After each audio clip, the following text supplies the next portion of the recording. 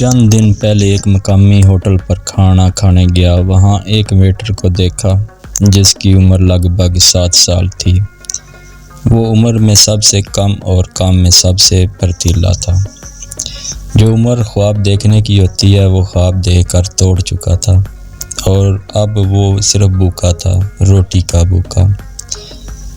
بھاگ کر روٹی لانا، برتن اٹھانا اور آرڈر لینا اس کی عادت بن چکی تھی۔ میرے سامنے ہی دیکھتے وہ ایک شخص جو راستے میں کھڑا تھا اس کی ٹانگوں کے نیچے سے پلیٹیں لے کر گزر گیا۔ اس کی پھرتی کی وجہ سے دوسرے ویٹر اس سے نالاں تھے۔ میں تکوں کے سٹال پر کھڑا تھا۔ چند منٹوں میں کئی درجنوں کے حساب سے تکوں کے آرڈر لگ چکے تھے،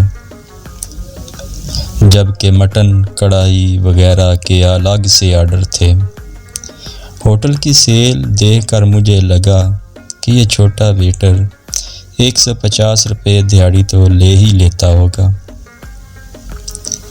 میں نے اس سے تنخواہ کا پوچھا تو کہنے لگا، نہیں صاحب، تنخواہ نہیں ملتی۔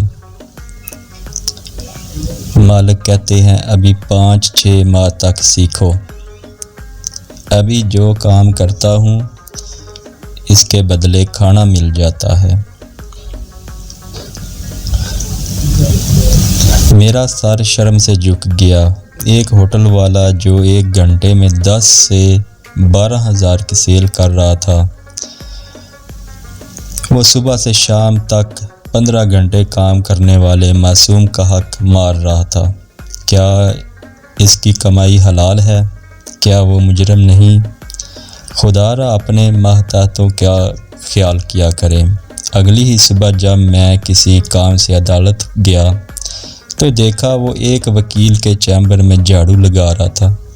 میں نے اسے دیکھتے ہی راستہ بدل لیا، کیونکہ مجھ میں یہ سننے کی ہمت نہیں تھی کہ اس جھاڑو کے بدلے اسے صبح کا ناشتہ مل جاتا ہے۔